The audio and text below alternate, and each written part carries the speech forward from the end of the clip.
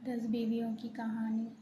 رحمٰن الرحیم۔ دو بھائی ایک شہر میں رہتے تھے۔ بڑا بھائی بہت ہی رئیس اور چھوٹا بھائی بہت نادار اور مفلس تھا۔ چھوٹا بھائی اپنی مفلسی اور ناداری کے باعث عزیز ہو گیا تھا۔ اپنی بیوی سے کہنے لگا، ہم یہاں کب تک فقر و فاقہ کی مصیبتیں سہیں گے؟ اب میں پردیس جاتا ہوں، شاید مجھ کو کوئی نوکری مل جائے، یہ مصیبت کے دن کٹ جائیں۔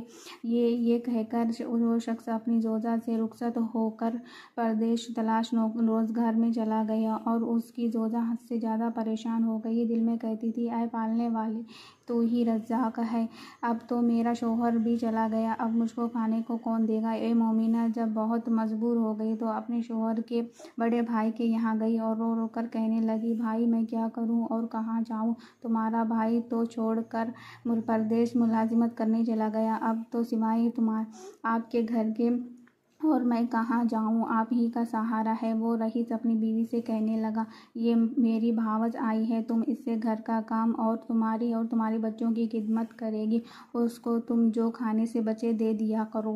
غرض کہ مومنہ آپس رہتی تھی، اس کے یہاں کام کرتی، بچوں کی خدمت اور گھر کا تمام کام اس کو کرنا پڑتا تھا۔ اس پر بھی وہ رئیس کی بیوی اسے طعنہ دیتی اور اپنا جھوٹا کھانا اس غریب کو دیتی۔ یہ وقت کی ماری اس کو کھا کر اللہ کا شکر ادا کرتی۔ دن بھر تو اس کو کام سے فرصت نہ ملتی تھی، رات کو یہ اپنی تباہی اور ذلت پر خون کے آنسو روتی تھی۔ اس طرح ایک مدت گزر گیا۔ رات بھر یہ دعائیں مانگ کر گزارا کرتی تھی اور اپنے شوہر کی واپسی کی رو رو کر دعائیں کرتی تھی۔ اس حالت میں یہ مومنہ روتے روتے سو گئی تو خواب میں دیکھا کہ ایک بی بی نقاب پوش تشریف لائی ہے اور فرمایا، اے مومنہ، تو اپنے شوہر کے لیے اس قدر مضطرب نہ ہو، انشاءاللہ تیرا شوہر صحیح و سلامت تجھ سے آ کر ملے گا۔